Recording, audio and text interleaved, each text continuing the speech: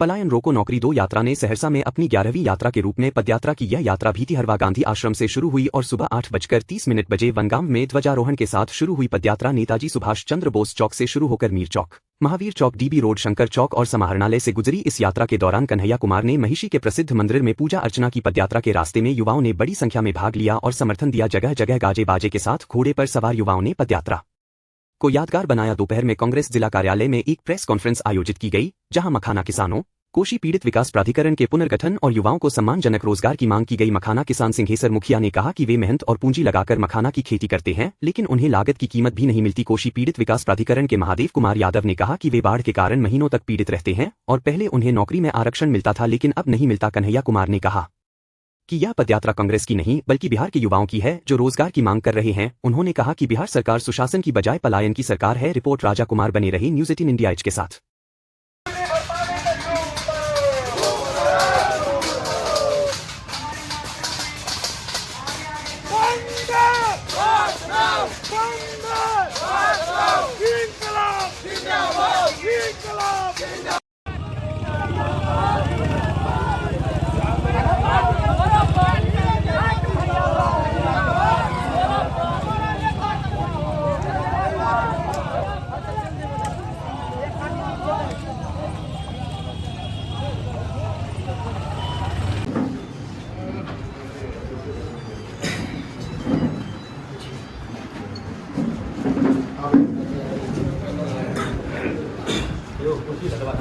मेरा नाम महादेव कुमार हुआ। हम कोसी क्षेत्र से आते हैं, केतली गाँव नौटा परिखंड से। जैसे कि आप सबको पता है, कोसी में बाढ़ आने से कई घर ऐसे बर्बाद हो जाते हैं। हम लोग हर एक साल बाढ़ के कारण से घर बर्बाद हो जाता है, माल मवेशी मर जाते हैं, कई यातायात का सुविधा नहीं होता है हम लोग को। कई लोग हम लोग के बीच से डूब के चले जाते हैं हर एक साल, कोई देखने वाला नहीं रहता है हम लोग को कोसी क्षेत्र को।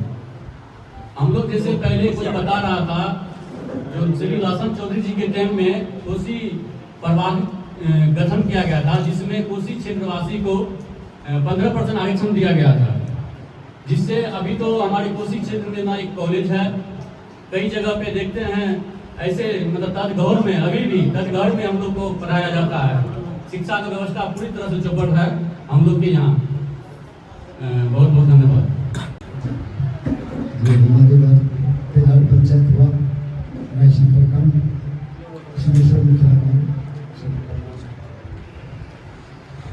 हमारे सबके समस्या यही है कि हम लोग 10-5 बरस से मखाना खेती करते आ रहे हैं। बहुत समस्या से, बहुत तरह से दुख काटते हुए, समस्या ढूंढते हुए खेती तो कर लेते हैं, समय से किसी से लेन करके भी जमीन जोत लेते हैं, आवाज लेते हैं, मखान लगा लेते हैं। सबसे समस्या हो जाते हैं जाने के बाद हम लोग जब मखान निकालते हैं उसमें बहुत बड़ा समस्या हम लोगों को हो जाती है।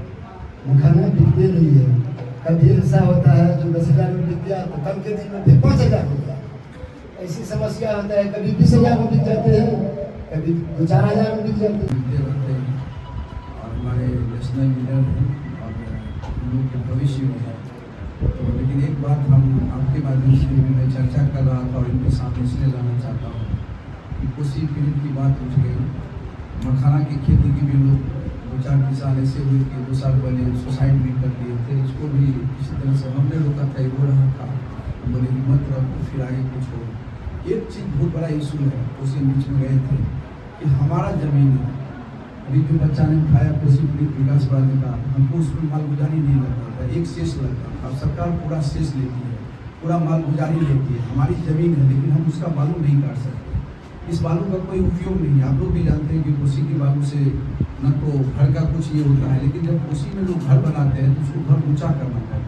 तो नेचुरली है कि वो मिट्टी काट के ही नदी से वो अपने घर के जो बांस भी होता है उसको ऊँचा करना चाहता है। फिर उसका ट्रैक्टर पकड़ा जाता है और ट्रैक्टर पकड़ा जाने के बाद वो ही मार्च पड़ता है।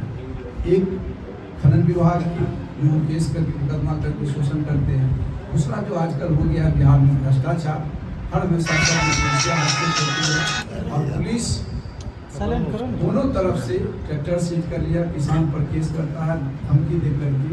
इस तरह से शराबबंदी का हालत है, वही यहाँ की बालू का हालत है। हम आपके माध्यम से सरकार से अनुरोध करते हैं कन्हैया जी तो इस बात को रखेंगे कि आप भी सरकार की जब चीफ मिनिस्टर आने तो उनसे पूछिए कि इस बालू पर आपने क्यों टैक्स लगाया, इस बालू के खनन पर आपने क्यों रोक लगाया, इस बालू से क्या होने वाला है। बहुत ज़्यादा समय आपका नहीं लेना चाहता, हम इस धरती पर इनका स्वागत करते हैं और जवान है हम लोग के भविष्य आपके लिए कुछ। धन्यवाद। कोसी क्षेत्र सहरसा के सभी हमारे पत्रकार साथियों का, कैमरा पर्सन का, electronic media, digital media, print media के जो साथी यहाँ मौजूद हैं, सबका बहुत बहुत आभार, आपका धन्यवाद कि आप यात्रा को कवर करने के लिए आए हैं। दूसरा, ये बड़ी महान धरती है, मंडन मिश्र जी का ताल्लुक है इस इलाके से। अब कहते हैं कि शास्त्रार्थ में मंडन मिश्र जी ने शंकराचार्य को भी परास्त कर दिया था। प्रश्न यही है कि इतनी गौरवशाली परंपरा और इतिहास होने के बावजूद हमारा वर्तमान इतना विकट क्यों है? और जो भी प्रभावित लोग हैं, चाहे किसान हो, मजदूर हो, नौजवान हो, विद्यार्थी हो, महिला हो, दुकानदार हो, पत्रकार हो, किसी भी पेशे से जुड़े हुए बिहार के जो निवासी हैं, अगर वो किसी तरह के अत्याचार या अन्याय से जूझ रहे हैं, हमारी कोशिश है कि ये यात्रा उनकी आवाज़ बने, संघर्ष का एक मंच बने। और 11वें दिन का अनुभव ये है कि इसको शुरू जरूर नौजवानों और विद्यार्थियों ने किया है, लेकिन बिहार की भावना धीरे धीरे इस यात्रा से जुड़ रही है। यही नतीजा है कि हम जिस भी जिले में जा रहे हैं, स्थानीय लोग अपने मुद्दे को लेकर के इस यात्रा में हमारे साथ पैदल चलते भी हैं, प्रेस कॉन्फ्रेंस के माध्यम से अपने मुद्दे को उठाते भी हैं, और जो लोग चल नहीं पाते हैं, अपने घरों से, अपने झरोखों से, छतों से, दुकानों से यात्रा को अपना आशीर्वाद दे रहे हैं। तो ऐसा प्रतीत होता है 11वें दिन हम जब चंपारण से चलते हुए कोसी क्षेत्र पहुँचे हैं, तो ऐसा लगता है कि यह यात्रा लोगों की आवाज़ बनने में एक हद तक कामयाब हुई है। और हम आपकी जानकारी के लिए बता दें कि आगे आगे इस यात्रा में पलायन के जो पीड़ित लोग हैं और जो पेंडिंग भर्ती है, पेंडिंग भर्ती कहने का मतलब अग्निपथ योजना से पहले सरकार की जो सामान्य सेना भर्ती प्रक्रिया थी, उस प्रक्रिया को अचानक बंद कर दिया गया। लेकिन जो भर्ती निकल चुकी थी, उसकी सारी प्रक्रिया पूरी हो गई, उसका फिजिकल हो गया, मेडिकल हो गया, रिजल्ट निकल गया, लेकिन उनको ज्वाइनिंग लेटर नहीं दिया गया। वो चलते हैं। और भी जो प्रभावित लोग हैं, चाहे पलायन से हों या शिक्षा से जुड़े हुए बहुत सारे सवाल हमारी यात्रा के माध्यम से लोग उठा रहे हैं। जैसे वित्त रहित शिक्षकों का सवाल उठाया, बीएड कॉलेज में पढ़ाने वाले जो टीचर हैं वो आकर के मिले, लाइब्रेरी साइंस पढ़ने वाले जो विद्यार्थी हैं, 2008 से बहाली नहीं हुई है, वो लोग आकर के मिले। तो अलग अलग जगह पे अलग अलग लोगों ने अपनी बात रखी, पेंडिंग भर्ती की बात, मिल मजदूरों की बात, ऑटो चालक संघ की बात। और आज उसी कड़ी में दो साथी हमारे बीच मौजूद हैं, एक बुजुर्ग अनुभवी साथी हैं और दूसरे नौजवान साथी हैं। कोसी विकास प्राधिकरण की जो हालत है और उसकी जो बुनियादी समस्याएं हैं, उसके बारे में इन्होंने रखा। हमारे वरिष्ठ नेता सदा जी ने आपको बताया कि कोसी के बालू खनन पर भी सरकार ने रोक लगा दी है और जो टैक्स की छूट मिला करती थी इस इलाके के किसानों को, यहाँ के व्यापारियों को, निवासियों को, उसका कोई लाभ सरकार को नहीं मिल पाता है। जबकि नौजवान साथी ने आपको बताया कि बाढ़ की समस्या भी उसी तरह की है। बाढ़ जब आती है तो लोग प्रताड़ित होते हैं, परेशान होते हैं। और दूसरा, बाढ़ क्षेत्र होने के चलते, डूब क्षेत्र होने के चलते इंफ्रास्ट्रक्चर की, आधारभूत संरचना की भारी कमी है, खास करके शिक्षा के क्षेत्र में। तो स्वाभाविक रूप से जब शिक्षा नहीं होगी, रोजगार नहीं होगा, सामाजिक सुरक्षा नहीं होगी, तो लोगों को अपना घर बार छोड़ करके दूसरी जगह पलायन करना पड़ेगा। और आप बिहार के किसी भी इलाके में जाएं, चाहे आप दरभंगा, मधुबनी जाएं या आज हम लोग जो है सहरसा में चल रहे हैं, ये वो एरिया है जहाँ से बड़े पैमाने पर पलायन होता है। सीतामढ़ी, दरभंगा, मधुबनी, सहरसा, सुपौल, मधेपुरा, इन इलाकों से बड़े पैमाने में पलायन होता है।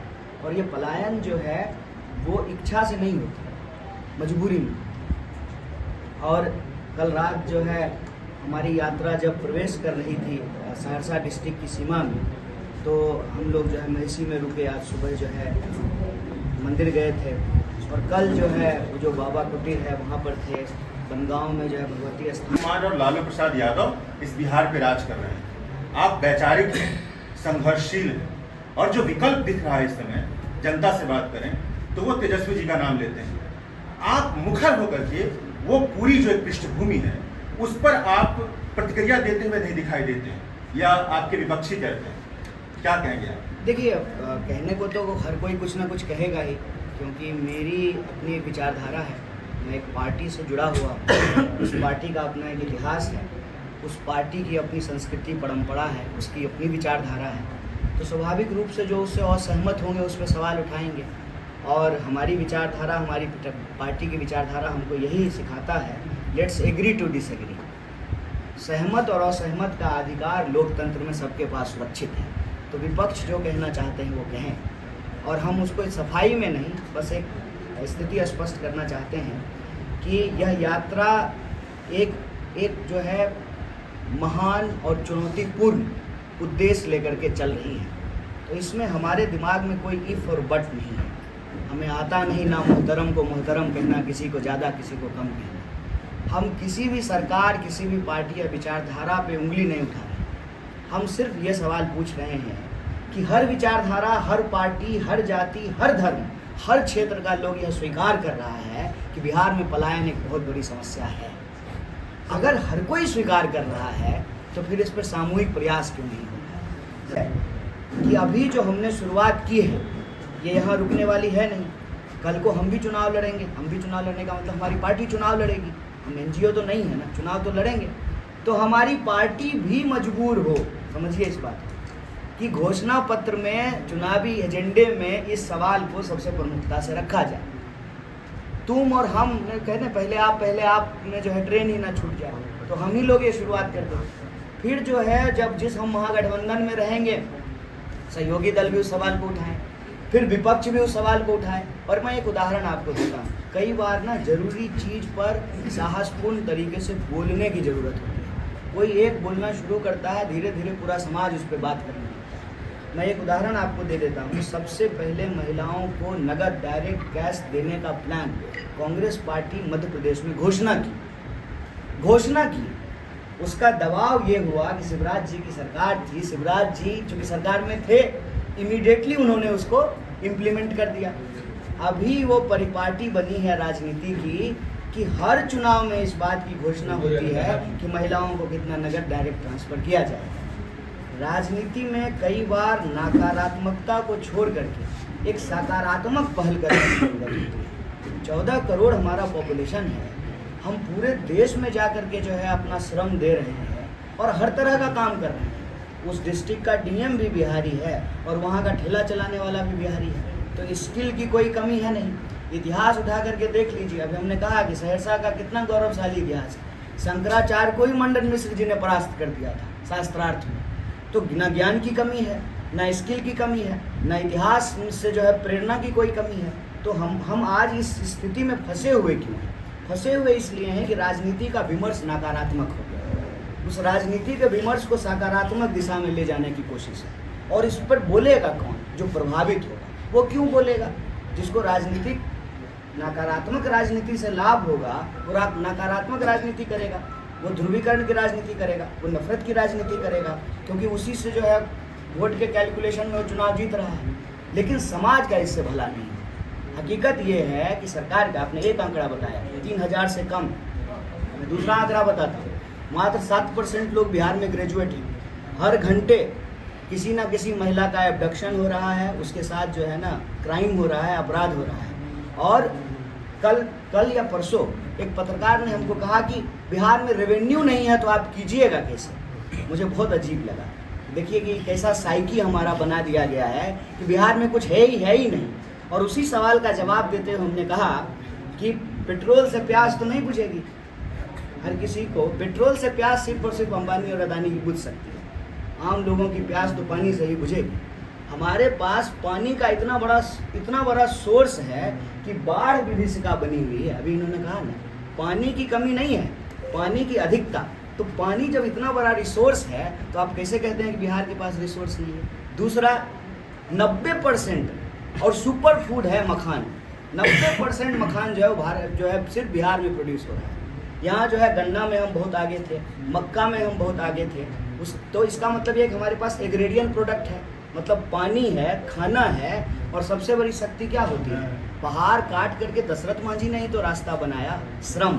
मजदूरी, मेहनत, मानव श्रम का जो है इतना बड़ा सेंटर ये है, तो सब कुछ होने के बावजूद हम पिछड़े क्यों हैं? हम पिछड़े हुए इसलिए हैं कि हमारे लिए जो नीति निर्धारण कर रहे हैं ना, उनके अंदर नियत की कमी है। नियत अगर हो कि हम जिस मिट्टी में पैदा लिए हैं, इस मिट्टी को हम बेहतर बनाएंगे। अब हम एक सिंपल एग्जांपल आपको देते हैं। सहरसा के ही बाकी गांव की तुलना में बनगांव बेहतर क्यों है? क्योंकि वहाँ के जो पढ़े लिखे लोग हैं, जो अफसर हैं, डॉक्टर हैं, इंजीनियर हैं, वो गांव आते हैं। वो गांव आते हैं, गांव की व्यवस्था करते हैं। उनके गांव में चोरी होने लगी तो सब लोग, क्या सरकार ने सीसीटीवी कैमरा लगाया? क्या सब लोगों ने मिल करके, गांव के लोगों ने लगाया? तो सामूहिक प्रयास जब होगा तभी कोई परिवर्तन होगा। अकेला चना भांड नहीं फोड़ता है। तो राजनीति के विमर्श में ये सवाल लाने की ज़रूरत है। इसीलिए हम नकारात्मकता में नहीं फंस रहे हैं, किसी पे कीचड़ नहीं उछाल रहे हैं, लेकिन इसका ये मतलब नहीं है कि हम परेशानी नहीं समझ रहे हैं, हम समाधान की ओर जाना चाहते हैं। एक सवाल, मैं दवायर से आया हूं, कल से आपका खबर कर रहा हूं। मैंने एक चीज देखा कि आप रात में, अगर मैं कार्यकर्ताओं की तारीफ सोचूं, आप रात में कार्यकर्ताओं के साथ नहीं रुकते, ताकि ये जो पूरा कुचक्र है उसके बारे में एक गहन संवाद हो।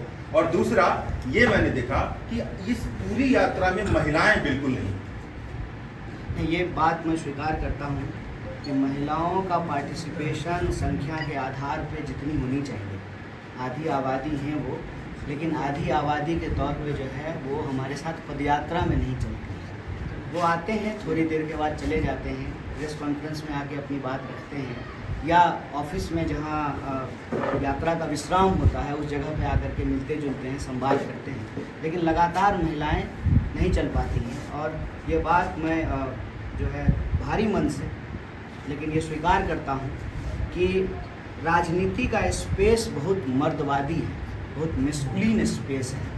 धक्का धुक्की, फोटो खिंचाना, चेहरा दिखाना, तो उसमें महिलाएं जो हैं अपने आप को थोड़ा पीछे कर लेती हैं। लेकिन हमारी कोशिश ज़रूर है कि महिलाएं आएँ, अपनी बात रखें। इसीलिए मुजफ्फरपुर में जब हम लोग प्रेस कॉन्फ्रेंस कर रहे थे तो ऑटो चालक संघ, जिसमें महिला ड्राइवर हैं, उन लोगों ने आकर के अपनी बात रखी। दूसरा, आपने जो कहा कि यात्रा एक्चुअली हमारी यात्रा का ना 2 फॉर्मेट है। एक फॉर्मेट है कि हम पॉइंट ए से पॉइंट बी पैदल चलते हैं। तो मुख्यतः ये जो है, जो जिला मुख्यालय है उसमें पैदल चलते हैं। लेकिन उसके पहले और उसके बाद भी यात्रा के दूसरे फॉर्मेट चलते रहते हैं। जैसे पदयात्रा कल मधुबनी में समाप्त हो गई, उसके बाद यात्रा लिफ्ट होकर के आ गई सहरसा के सीमा पे, बनगांव। अब वहाँ पे मैं दूसरे कार्यक्रम करने लगा। बाकी जो परमानेंट यात्री थे वो कैंप में आराम करते हैं, जैसे मंदिर विजिट करना, मज़ार पे जाना, गुरुद्वारे में जाना, कई तरह का जो है संवाद कार्यक्रम करना। जैसे जब मैं दरभंगा से मधुबनी की ओर आ रहा था तो हमारी यात्रा तरौनी नहीं गई, लेकिन तरौनी इतना इम्पोर्टेंट जगह है, बाबा नागार्जुन की धरती है, तो हम तरौनी गए। इसी तरीके से जब यहाँ आ रहे थे तो बनगांव गए, वहाँ बाबा कुटीर गए, भगवती स्थान मंदिर गए, फिर जो है तरौनी में संवाद किया। फिर जो पुराने कांग्रेसी परिवार हैं उनके घरों पे गए, स्वतंत्रता सेनानी जो हैं उनके परिवारों से जाकर के मिलते हैं। तो स्वाभाविक रूप से समय की अनुपलब्धता के चलते आज सुबह से आप यात्रा में नहीं थे, बहुत सारे कार्यकर्ता मतलब उत्साह फील नहीं कर रहे थे। मैंने कईयों से बात की, आज सुबह से आप यात्रा में नहीं थे। मैं बार बार पूछ रहा था कि वो नहीं था। मैं यात्रा के बीच में कोर्ट डेट अटेंड करने के लिए गया था। अच्छा। मेरा ऑनलाइन कोर्ट का डेट था, तो मैं फिजिकली अपीयर नहीं हो सकता था कोर्ट में। तो कोर्ट ने एग्जाम्शन देते हुए कहा कि ठीक है आप ऑनलाइन अपीयर हो जाए। उस पीरियड में मैं कोर्ट डेट अटेंड कर रहा हूँ। मैं यात्रा में लगातार चल रहा हूँ, लेकिन मेरा आपसे निवेदन है, अब सभी मीडिया बंधुओं से निवेदन है, ये यात्रा मेरी यात्रा नहीं है। हो सकता है कि आपके लिए व्यूज की, लाइक की मजबूरी हो, तो आप किसी पे फोकस रखते हैं। पोस्टर पे आपका चेहरा खास करके। नहीं, मेरा ये निवेदन है आपसे कि इस यात्रा का फेस नहीं होगा। ये यात्रा का फेस, यात्रा का इशू है पलायन और नौकरी। तो मेरा आप सब लोगों से निवेदन है कि आप ना व्यक्ति पर फोकस करने की बजाय यात्रा पे फोकस करें, उसके इशू पे फोकस करें, और हमारी तरह जो और भी लोग चल रहे हैं ना, थोड़ा उनको भी लाइमलाइट दें, थोड़ा उनको भी अपने कैमरे पे जगह दें, थोड़ा उनकी भी चर्चा करें। कुछ बातें ऐसी होती है कि आप बड़ा चेहरा है, ये जो आगामी चुनाव है जनता जानना चाहेगी, हम लोग जानना चाहेंगे कि कांग्रेस पार्टी का क्या स्टेप रहेगा, गठबंधन के साथ चुनाव रहेगा या देखिए, कांग्रेस पार्टी जो है देश की मुख्य विपक्षी पार्टी है और मीडिया के साथ लगातार संवाद करती है। चाहे चुनाव का मसला हो, महागठबंधन का मसला हो, हर चीज़ पे कांग्रेस पार्टी जो है आपको अवगत कराती रहेगी। अभी हमारी जिम्मेवारी ये है कि हम आपसे यात्रा के बारे में अवगत कराएं और इस यात्रा को एक संघर्ष के मंच के रूप में तब्दील करें और जो इशूज हैं लोकल उस पर बात करें। क्योंकि जब हम कांग्रेस पार्टी की तरफ से प्रेस कॉन्फ्रेंस करेंगे बतौर प्रवक्ता, तब हम महागठबंधन पे और मुख्यमंत्री पे और बाकी सारी चीज़ों पर बात करेंगे और बाकी लोग कर ही रहे हैं। मेरा निवेदन है कि यात्रा से संबंधित बात करें। कन्हैया जी, पलायन रोको नौकरी दो यात्रा पर निकले हैं, आपके पास पलायन रोको कन्हैया कुमार और कांग्रेस के पास क्या उपाय है? देखिए, पलायन जिस वजह से होती है ना, उस वजह को रोकने से ही पलायन रुकेगा। पलायन होता है शिक्षा की कमी के चलते, रोजगार की कमी के चलते, स्वास्थ्य की कमी के चलते और स्वास्थ्य व्यवस्था की कमी के चलते और कानून व्यवस्था की कमी के चलते। अगर ये चार चीज़ बेहतर कर दिया जाए तो कोई भी अपना घर परिवार गांव छोड़ करके नहीं जाएगा। क्योंकि जब पलायन करके जाते हैं तो आप अपनी पहचान ले करके जाते हैं, अपनी जन्मभूमि को छोड़ करके जाते हैं। तो ये बड़ा ही अंतर विरोधी सिचुएशन होता है कि आप अपनी पहचान छोड़ भी नहीं सकते हैं और आप अपनी ज़मीन से दूर भी चले गए। तो ये तीनों चारों चीज़ को बेहतर करके ही पलायन रुकेगा। हम शिक्षा की व्यवस्था को बेहतर करें, हम नौकरी और रोजगार के अवसर को मुहैया कराएं, हम जो है स्वास्थ्य व्यवस्था को उत्तम करें और कानून व्यवस्था को बेहतर करें। तभी जो है लोग घर छोड़ करके नहीं जाएंगे और तभी जो है इन चीज़ों को प्राप्त करने के लिए दूसरे जगह के लोग हमारे पास आएंगे। ये परिस्थिति तभी बदलेगी जब हम अपनी वस्तु स्थिति को बदलेंगे। विपक्ष के लोगों का कन्हैया जी आरोप है कि अगला सवाल। ठीक है, बीपीएससी के आंदोलन में धन्यवाद। कन्हैया कुमार कहा कन्हैया जी ये लंबा हो गया, तो थोड़ा सा आप एक second Kanhaiya ji, this was mesmerizing and that we have first time marvelous। मैं भी जिला देख रहा हूँ, मैं प्रत्याशी रहा हूँ, सैकड़ों आए गए टू दी पॉइंट और जस्ट कट टू कट आप ही ने बात किया। चलिए साधुवाद, धन्यवाद।